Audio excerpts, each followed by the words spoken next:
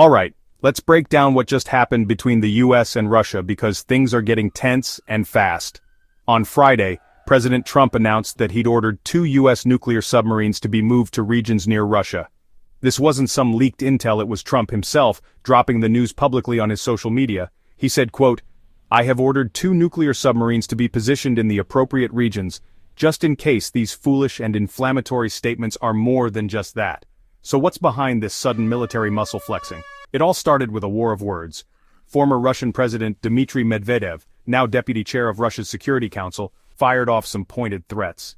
Medvedev basically warned Trump not to forget Russia's old-school Soviet nuclear capabilities. Trump, never one to back down from a confrontation, called Medvedev's comments highly provocative and foolish. He even went as far as to say Medvedev was entering very dangerous territory. But here's the thing. Trump didn't actually say what Medvedev's original statement was. Instead, he made a highly unusual move by making America's nuclear response public. Usually, these kinds of deployments are kept quiet. This time, Trump wanted the world to know. On top of that, Trump isn't just flexing the military muscle, he's also cranking up the diplomatic pressure. He moved up his timeline for Russia to make peace in Ukraine, slashing it from 50 days to just 10. His message? I want to be generous, but we just don't see any progress being made.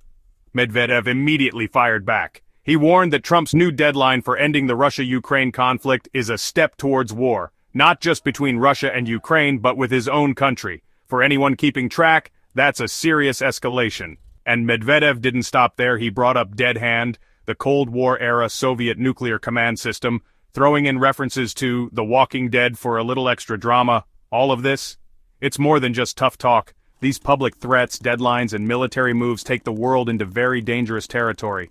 When nuclear weapons are even mentioned, words suddenly carry a lot more weight. Here's why this matters.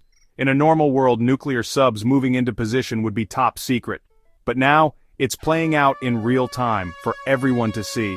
Both sides are playing to their audiences and to each other, hoping the other will blink first. As Trump put it, words are very important, and can often lead to unintended consequences. I hope this will not be one of those instances. So, what happens next? Will this be another episode of political theater, or are we actually inching closer to a real crisis? For now, all eyes are on Moscow and Washington, hoping that cooler heads and wiser words will prevail before things go too far. Stay tuned, and stay informed.